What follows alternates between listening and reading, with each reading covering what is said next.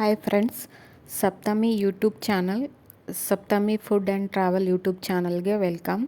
ನಾನು ಇವತ್ತು ಒಬ್ಬಟ್ಟು ಸಾರು ಹೋಳಿಗೆ ಸಾರು ಯಾವ ಥರ ಮಾಡೋದು ಅಂತ ಹೇಳ್ಕೊಡ್ತೀನಿ. ಇದಕ್ಕೆ ಏನೇನು ಬೇಕು ಅಂತ ನೋಡಿ. ಇವಾಗ ಮಸಾಲೆಗೆ ಜೀರಿಗೆ, ಲವಂಗ, ಆಮೇಲೆ ಚಕ್ಕೆ, ಆಮೇಲೆ ಧನಿಯಾ, ಆಮೇಲೆ ಕಾಳುಮೆಣಸು ಇದನ್ನೆಲ್ಲನೂ ಡ್ರೈ ರೋಸ್ಟ್ ಮಾಡ್ಕೋಬೇಕು. ಜಸ್ಟ್ ಆಯಿಲ್ ಎಲ್ಲ ಏನೂ ಹಾಕಲ್ಲ, ಆಯಿಲ್ ಹಾಕ್ದೇ ನಾವು ಜಸ್ಟ್ ಫ್ರೈ ಮಾಡ್ಕೋಬೇಕು. ಒಂಚೂರು ಬ್ರೌನ್ ಕಲರ್ ಆಗೋವರೆಗೆ ಫ್ರೈ ಮಾಡಿಕೊಂಡು ಅದನ್ನು ಪೌಡ್ರ್ ಮಾಡ್ಕೋಬೇಕು. ಮಿಕ್ಸಿಯಲ್ಲಿ ಹಾಕ್ಕೊಂಡು ಪೌಡ್ರ್ ಮಾಡ್ಕೋಬೇಕು. ಪೌಡ್ರ್ ಮಾಡ್ಕೊಂಡ್ಮೇಲೆ ಅದನ್ನು ಇವಾಗ ಒಂದು ಪಾತ್ರೆ, ಗ್ಯಾಸ್ ಮೇಲೆ ಒಂದು ಪಾತ್ರೆ ಇಟ್ಕೊಂಡು ಅದಕ್ಕೆ ಸ್ವಲ್ಪ ಆಯಿಲ್ ಹಾಕಬೇಕು. ಆಯಿಲ್ ಹಾಕಿದ್ಮೇಲೆ ಜೀರಿಗೆ, ಸಾಸಿವೆ, ಆಮೇಲೆ ಸ್ವಲ್ಪ ಬೆಳ್ಳುಳ್ಳಿ ಹಾಕಬೇಕು. ಆಮೇಲೆ ಸ್ವಲ್ಪ ಇಂಗು ಹಾಕಿ ಹಾಕಬೇಕು ಸ್ವಲ್ಪ. ಆಮೇಲೆ ಸ್ವಲ್ಪ ಅರಿಶಿನ, ಆಮೇಲೆ ಒಂಚೂರು ಹುಣಸೆ ರಸ ಹಾಕಬೇಕು.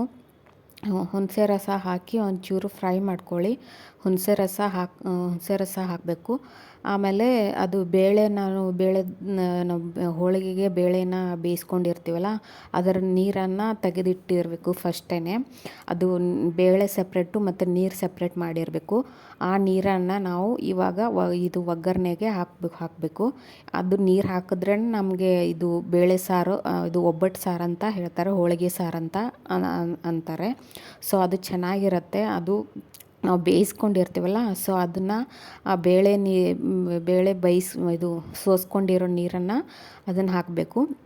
ಆಮೇಲೆ ಆವಾಗಲೇ ನಾವು ಡ್ರೈ ರೋಸ್ಟ್ ಪೌಡ್ರ್ ಮಾಡ್ಕೊಂಡಿರ್ತೀವಲ್ಲ, ಚಕ್ಕೆ ಲವಂಗದ ಅದು ಪೌಡ್ರ್ ಹಾಕಬೇಕು.